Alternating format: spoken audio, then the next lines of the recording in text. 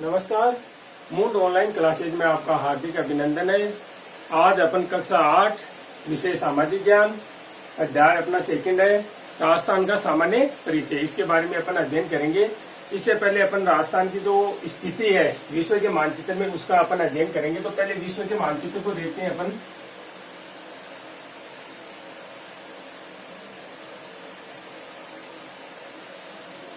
ये अपना उत्तरी अमेरिका है, ये दक्षिणी अमेरिका है, ये यूरोप है,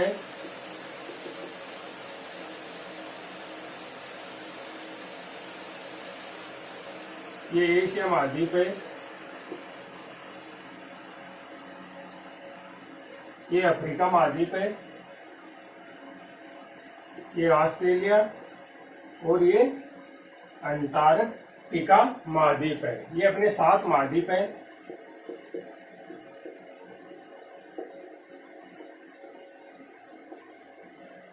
भारत है वो एशिया महाद्वीप में स्थित है। और एक विश्व के मानचित्र में अपन देखते हैं तो ये 0 डिग्री देशांतर रेखा है, जिसको अपन कहते हैं ग्रीनविच रेखा।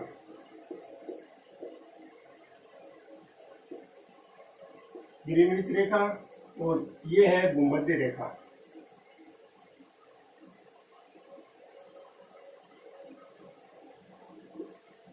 जीरो डिग्री अक्षांश रेखा।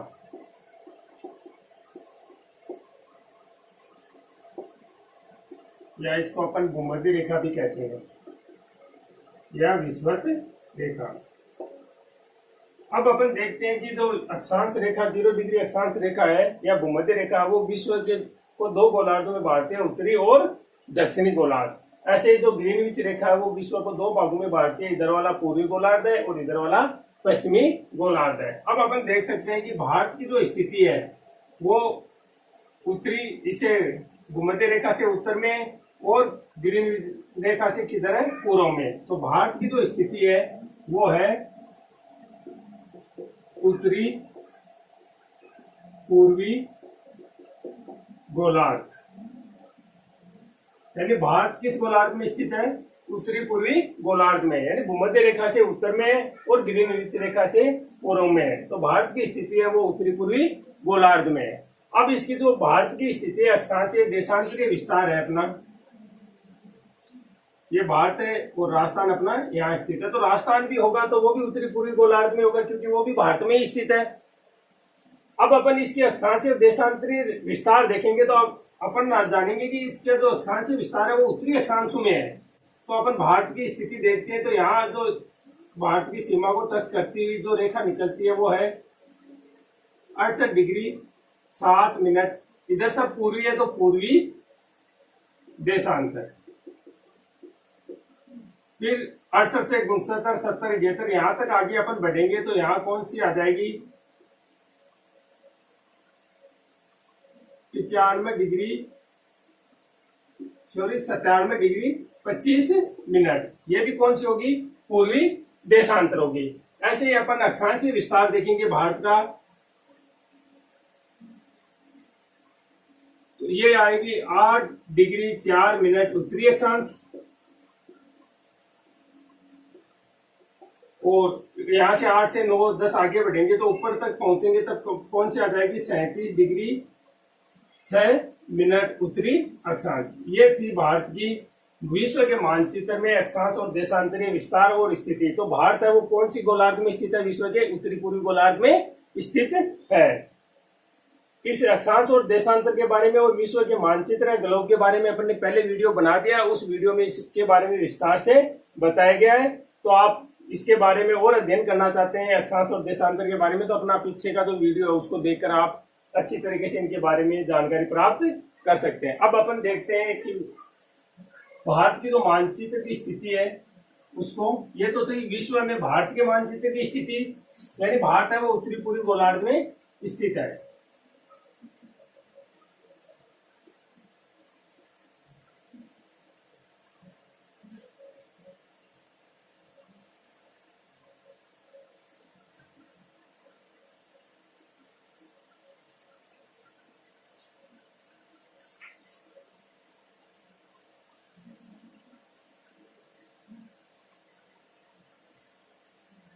ये अपना भारत का मानचित्र है।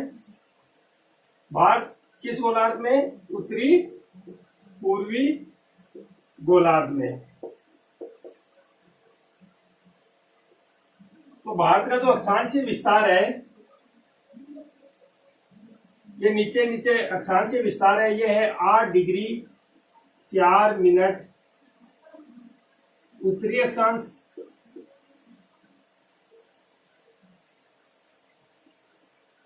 उत्तरी अक्षांश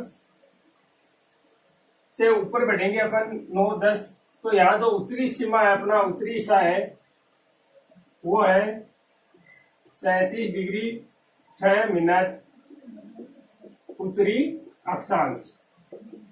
ये अक्षांशीय विस्तार है।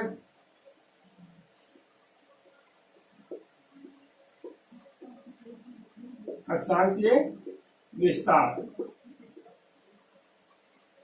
8 डिग्री 4 मिनट उत्तरी अक्षांश रेखा से 37 डिग्री 6 मिनट उत्तरी अक्षांश रेखा, ये अक्षांशीय विस्तार है। अब अपन देखते हैं कि इसका जो देशांतरीय विस्तार है, तो भारत की जो पश्चिमी सीमा है वो है 68 डिग्री 7 मिनट पूर्वी देशांतर, 68 डिग्री 7 मिनट पूर्वी देशांतर से 68-69 यहां तक जाएंगे तो इधर अपन पहुंचेंगे 97 डिग्री 25 मिनट पूर्वी देशांतर। यानी भारत की विश्व के मानचित्र में स्थिति है इन अक्षांशों के मध्य है, और ये देशांतरीय विस्तार है। ये अपने भारत के, यानी भारत का जो अक्षांशीय विस्तार है वो 8 डिग्री 4 मिनट से और 37 डिग्री 6 मिनट उत्तरी अक्षांश में है, और देशांतरीय विस्तार देखें तो 68 डिग्री 7 मिनट से 97 डिग्री 25 मिनट तक पूरी देशांतर में स्थित है। और भारत के मानचित्र में राजस्थान है, ये अपना राजस्थान। यदि गोलार्ध की बात आती है तब तो राजस्थान उत्तरी पूर्वी गोलार्ध में स्थित है, लेकिन भारत के मानचित्र में राजस्थान कहाँ स्थित है? तो पश्चिमी क्षेत्र में स्थित है। ये कौन सा है? पश्चिमी क्षेत्र। तो भारत के मानचित्र में राजस्थान है वो पश्चिमी हिस्से में स्थित है। कर्क रेखा है वो भारत के मध्य से गुजरती है, 8 राज्यों से राजस्थान को छूती हुई गुजरती है। ये है 23.5 डिग्री उत्तरी अक्षांश रेखा, जिसको अपन क्या कहते हैं? कर्क रेखा।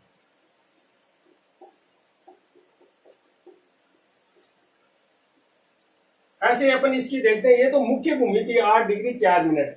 यदि अपन इधर अंडमान निकोबार द्वीप समूह को शामिल करते हैं तो अंडमान निकोबार द्वीप समूह है वो नीचे 6 डिग्री से उनकी सीमा स्टार्ट हो जाती है, 6 डिग्री 4 मिनट उत्तरी अक्षांश। तो भारत का कुल अक्षांशीय विस्तार पूछा जाए तब तो 6 डिग्री 4 मिनट से है, जबकि भारत की मुख्य भूमि की शुरुआत है वो 8 डिग्री 4 मिनट उत्तरी अक्षांश से होती है। ऐसे भारत के जो समय रेखा है वो 82.5 डिग्री पूर्वी देशांतर है। ये भारत की समय रेखा है, 82.5 डिग्री पूर्वी देशांतर रेखा। ये भारत की क्या है? एक समय रेखा है।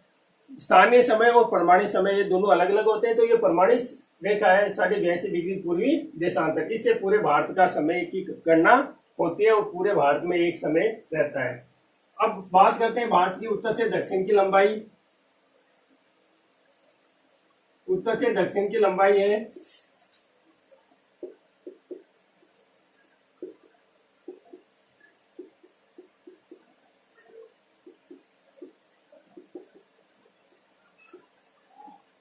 3,214 किलोमीटर। ये भारत की उत्तर से दक्षिण की लंबाई है। और पूर्व से पश्चिम की लंबाई है, पूर्व से पश्चिम की लंबाई है 2,933 किलोमीटर। यह है पूर्व से पश्चिम की लंबाई। और भारत का कुल क्षेत्रफल है 32,87,263 वर्ग किलोमीटर। ये भारत का कुल क्षेत्रफल है, जो विश्व का 2.4% हिस्सा है, यानी विश्व के कुल क्षेत्रफल का 2.4 हिस्सा है और विश्व का 7वां बड़ा देश है। भारत का विश्व में क्षेत्रफल के आधार पर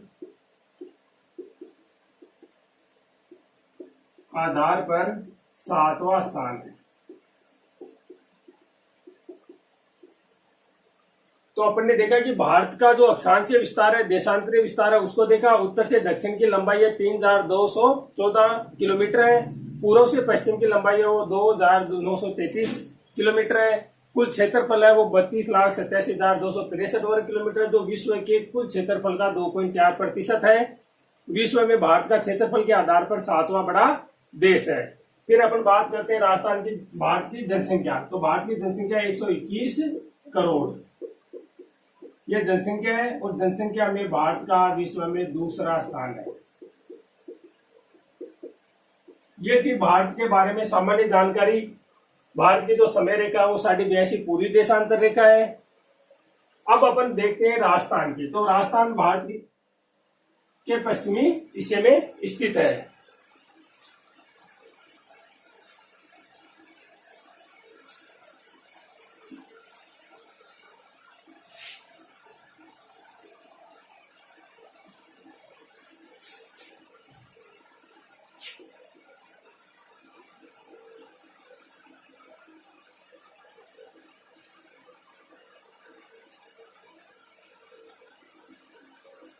ये अपने राजस्थान का मैप है। इसका जो अक्षांशीय और देशांतरीय विस्तार है, तो पश्चिम में जो देशांतर है वो है 69 डिग्री 30 मिनट पूर्वी देशांतर। यानी राजस्थान की जो सीमा स्टार्ट होती है वो पूर्वी देशांतर से होती है। वो कौन से 69 डिग्री 30 मिनट से पूर्वी देशांतर से। इधर जो राजस्थान की पूर्वी सीमा है वो है 78 डिग्री 17 मिनट पूर्वी देशांतर। तो ये है राजस्थान का देशांतरीय विस्तार। 69 डिग्री 30 मिनट से 78 डिग्री 17 मिनट तक तो यह देशांतरीय विस्तार। अब अपन देखते हैं अक्षांशीय विस्तार। जो दक्षिण में अक्षांश रेखा वो है 23 डिग्री 3 मिनट उत्तरी अक्षांश रेखा। फिर 23 से 24 25 ऐसे ऊपर बढ़ेंगे अपन। तो उत्तरी हिस्से की जो अक्षांश रेखा है वो है 30 डिग्री 12 मिनट उत्तरी अक्षांश रेखा।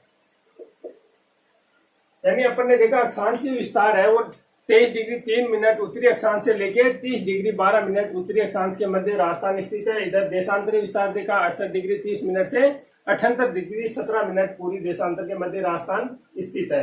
राजस्थान से कर्क रेखा गुजरती है 2 जिलों से, डूंगरपुर और बांसवाड़ा से। और कर्क रेखा है वो कितने डिग्री पे खींची गई है? 23.5 डिग्री। तो 23.3 से स्टार्ट हो रही है तो 23.5 ऊपर ही आएगी। 23 डिग्री 30 मिनट उत्तरी अक्षांश। अब अपन देखते हैं राजस्थान की उत्तर से दक्षिण लंबाई, पूर्व से पश्चिम लंबाई।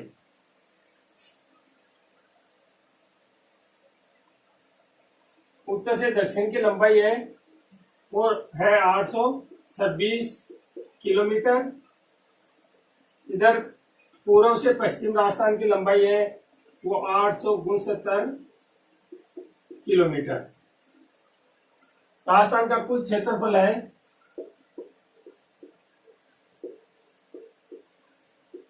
3,42,239 वर्ग किलोमीटर।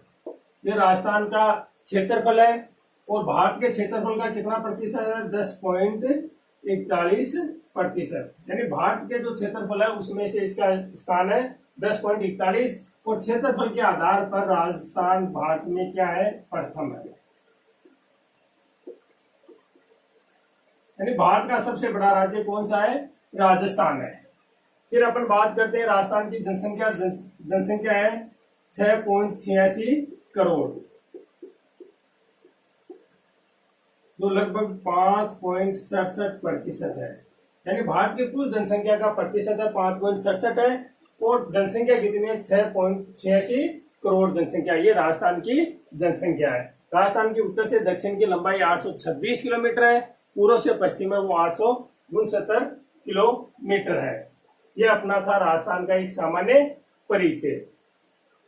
राजस्थान की जो ये स्थलीय सीमा है ये कुल है 5,920 किलोमीटर, जबकि यहां से जो ये अंतर्राष्ट्रीय सीमा लगती है पाकिस्तान के साथ, इसकी लंबाई है 1,070 किलोमीटर। तो अंतर्राष्ट्रीय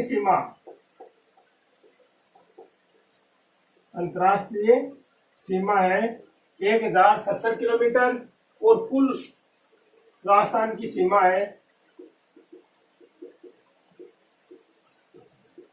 कि स्थलीय सीमा वो है 5,920। ये अपना था अंतर्राज्य और अंतर्राष्ट्रीय सीमा कुल है वो 5,920 है, जबकि अंतर्राष्ट्रीय सीमा वो 1,070 किलोमीटर है। अब अपन देखते हैं कि राजस्थान के जो भौतिक प्रदेश है वो कौन कौन से हैं। तो अपन ने देख लिया कि राजस्थान की है जो उत्तर से दक्षिण लंबाई है वो 826 किलोमीटर है और पूर्व से पश्चिम में वो 869 किलोमीटर है। राजस्थान का क्षेत्रफल है वो है 3,42,239 वर्ग किलोमीटर है और वो भारत के कुल क्षेत्रफल का कितना 10.41 है और राजस्थान का भारत में क्षेत्रफल के आधार पे प्रथम स्थान है। फिर आती है राजस्थान की जनसंख्या। राजस्थान की जनसंख्या वो 6.86 करोड़ है, जो भारत की कुल जनसंख्या का कितना है 5.67% है। और अक्षांशीय विस्तार भी देख लिया अपने और देशांतरी अक्षांशीय विस्तार है 23 डिग्री 3 मिनट से 30 डिग्री 12 मिनट और देशांतरीय विस्तार है वो है 69 डिग्री 30 मिनट से 78 डिग्री 17 मिनट पूर्वी देशांतर। और कर्क रेखा वो दो जिलों से गुजरती है, डूंगरपुर और बांसवाड़ा से।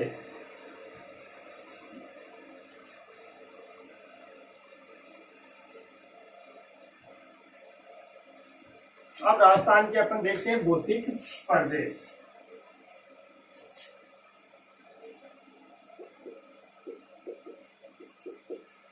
राजस्थान के भौतिक प्रदेश। तो राजस्थान को मुख्यतः 4 भौतिक प्रदेशों में बांटा गया है। इस मैप में अपन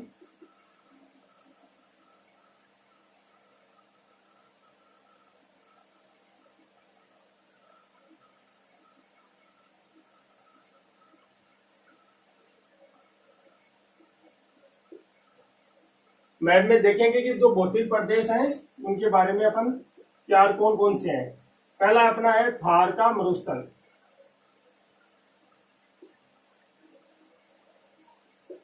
थार का मरुस्थल। दूसरा अपना भौतिक प्रदेश है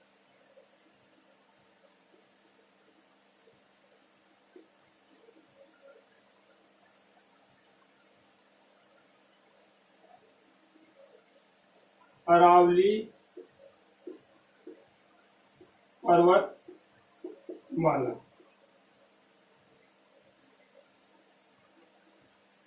अरावली पर्वतमाला। फिर आता है अपना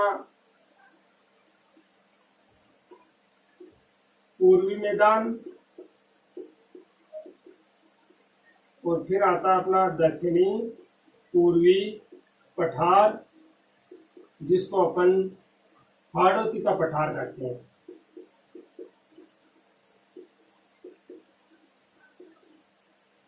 ये अपने राजस्थान के 4 मुख्य भौतिक प्रदेश है। थार का मरुस्थल है, अरावली पर्वतमाला है, पूर्वी मैदान है और दक्षिण पूर्वी पठार, जिसको हाड़ौती का पठार भी अपन कहते हैं।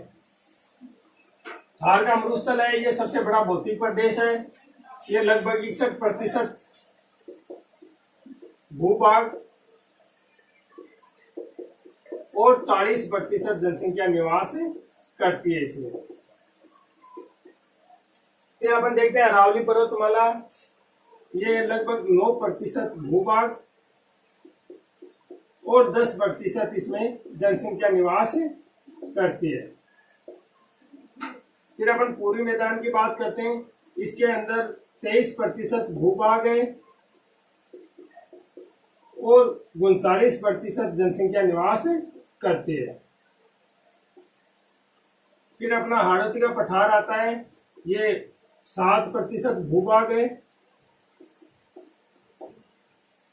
और 11% जनसंख्या निवास करती है। इस प्रकार अपने 4 भौतिक प्रदेशों को देख लिया कि सबसे बड़ा भौतिक प्रदेश है वो है थार का मरुस्थल है, उससे सेकंड नंबर में पूर्वी मैदान आता है, उससे थर्ड नंबर में अरावली पर्वतमाला आती है और चौथा नंबर आता है अपना दक्षिण पूर्व का पठार, जिसको अपन हाड़ौती का पठार भी कहते हैं। अब अपन अरावली पर्वतमाला के बारे में जानते हैं। पहला भौतिक प्रदेश है थार का मरुस्थल। थार का मरुस्थल, ये थार का मरुस्थल है। यहाँ पे पहले 33 महासागर था, महासागर है, उसके अवशेष है। तो यहाँ का जो पानी है वो कैसा है, खारा है। यहाँ पे जो मिट्टी के बड़े बड़े टीले हैं उनको स्थानीय वहां की भाषा में क्या कहा जाता है, दोहरे कहा जाता है। मिट्टी के टीलों को दोहरे कहा जाता है।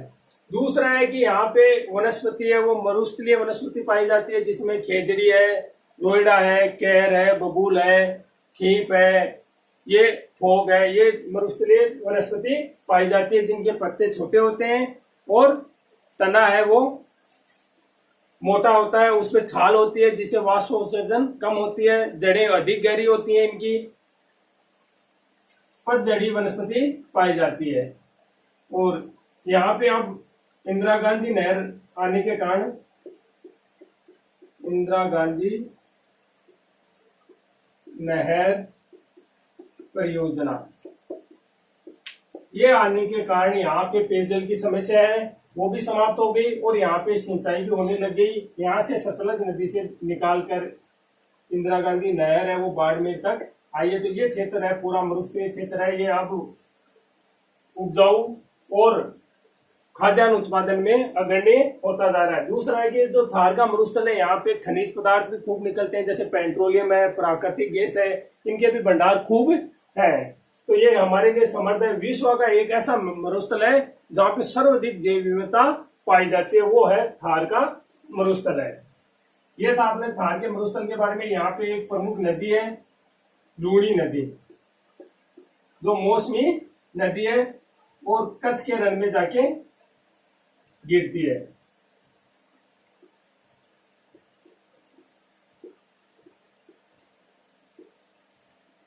ये था अपना थार के मरुस्थल के बारे में। अब अपन देखते हैं कि अरावली पर्वतमाला।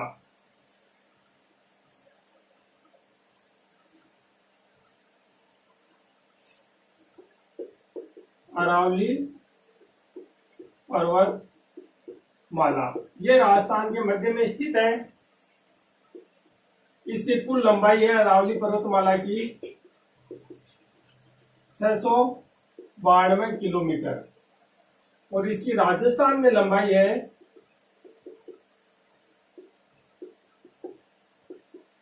550 किलोमीटर, यानी लगभग 80% है ये राजस्थान में फैली हुई है।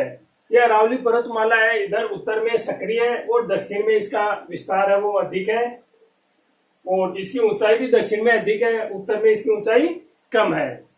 और विश्व की सबसे प्राचीन पर्वतमाला में नाम आता है तो वो अरावली पर्वतमाला है। प्री कैम्ब्रियन युग में इसका निर्माण हुआ था। अपन देखते हैं कि अरावली पर्वतमाला है, इसको राजस्थान की जल विभाजक रेखा, राजस्थान की जल विभाजक रेखा भी कहा जाता है, कहा जाता है। जल विभाजक रेखा उसको कहते हैं, यानी वो उच्च भूभाग जो पानी को दो भागों में बांट देता है उसको क्या कहा जाता है, जल विभाजक रेखा कहा जाता है। तो अरावली पर्वतमाला इसे जो भी नदियां निकलती हैं वो इधर वाली तो सारी की सारी अरब सागर में गिरती हैं, और इसके इधर पूर्व में जो भी निकलती हैं वो बंगाल की खाड़ी में गिरती हैं।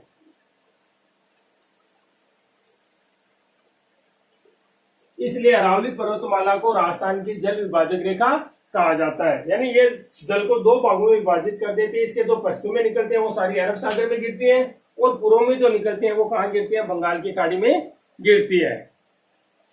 ये थी अपनी, इसको जल विभाजक, और इसको राजस्थान की जीवन रेखा भी कहा जाता है। राजस्थान की जीवन रेखा, जीवन रेखा कहने का कारण है कि ये जो इधर से जो अपनी आती है मानसूनी पवनें उनको रोककर यहाँ बरसात करती है। दूसरा है कि इधर से थार के मरुस्थल को आगे बढ़ने से रोकती है, और यहाँ पे जड़ी बूटियां और खनिज पदार्थ भी पाए जाते हैं। लाइफ लाइन किसको कहा जाता है, अरावली पर्वतमाला को। और इसके पास में जो भाग राजस्थान की औसत वर्षा है वो कितने, 57 सेमी, वो भी यहाँ अरावली पर्वत के पास से ही है। जो राजस्थान की क्या है, औसत वर्षा है 57 सेंटीमीटर। ये थी अपनी अरावली पर्वतमाला के बारे में। यहाँ से नदियों का उद्गम होता है, और ये थार के मरुस्थल को प्रसार से रोकती है, और मानसूनी पवनों को रोककर यहाँ बरसात करवाती है। फिर अपना तीसरा भाग आता है भौतिक प्रदेश, पूर्वी मैदानी प्रदेश।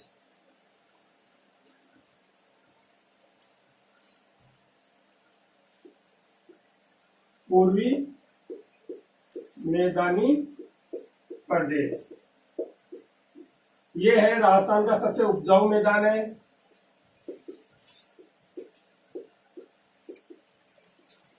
क्योंकि ये किस मिट्टी से निर्मित है, जलोढ़ मिट्टी से। और जलोढ़ मिट्टी है वो नदियों द्वारा लाई जाती है मिट्टी, उसको जलोढ़ मिट्टी कहा जाता है, और जलोढ़ मिट्टी सबसे उपजाऊ मिट्टी होती है। और पूर्वी मैदान का निर्माण है वो जलोढ़ मिट्टी से हुआ है, तो यहाँ पे सर्वाधिक उपजाऊ है। इस वजह से यहाँ पे जनसंख्या घनत्व भी सर्वाधिक है।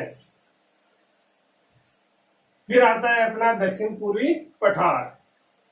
दक्षिणी पूर्वी पठार है, ये लावा से निर्मित है। दक्षिणी पूर्वी पठार, इसको अपन हाड़ौती का पठार भी कहते हैं, का पठार। और हाड़ौती का पठार क्यों कहते हैं, क्योंकि पहले यहाँ हाड़ा राजवंशों का शासन था, और इस वजह से उनको क्या कहा जाता है, हाड़ौती का पठार कहा जाता है। और ये हाड़ौती का पठार का जो निर्माण है वो लावा द्वारा हुआ है। यहाँ पे काली मिट्टी है जो कपास के लिए उपयुक्त है, काली मिट्टी। इसको दक्कन ट्रेप भी कहते हैं। और यहाँ से जो नदी है मुख्य इधर मैदान में और पूरी पठार में, वो है अपनी चंबल नदी। चंबल नदी तो पठारी क्षेत्र में भी चंबल नदी की सहायक नदी है, जैसे काली सिंध है, परवन है ये। और फिर इधर मैदानों में भी बनास नदी है, चंबल की सहायक नदी है। इन द्वारा सिंचित ये क्षेत्र है पूर्वी मैदान और दक्षिणी पूर्वी पठार। धन्यवाद।